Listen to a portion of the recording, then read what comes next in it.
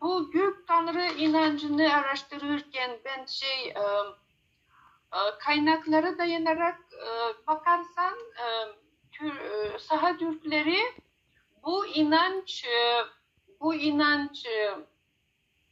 iskeletini daha çok sistemli olarak tüm iskeletinin Saha Türklerinde saklanmış diye düşünüyorum. Ama bizde mesela iki nesil Sovyet döneminde ateistik yaşadıklarımız için, ateist olarak yaşamak zorunda kaldığımız için bu küçük uygulamalar unutulmuş ve bu küçük uygulamalar Türkiye'de daha çok korunmuş gibi geliyor. Ama Türkiye'de bu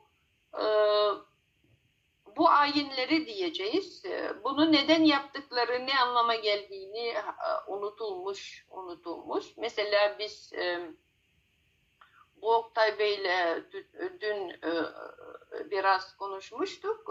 Ben diyorum siz yola çıktıktan sonra sizin arkanızdan yola su döküyorlar. Bu ne anlama geliyor diyorum.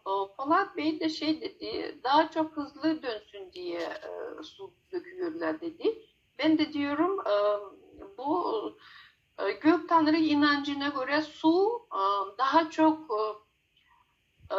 enerji ve informasyonu kendine çok hızlı çekiyor ve bu yüzden bu suya iyi enerji yükledikten sonra sizin yolculuğunuz iyi olsun diye yola döküyorlar diyorum, o insanlara değil.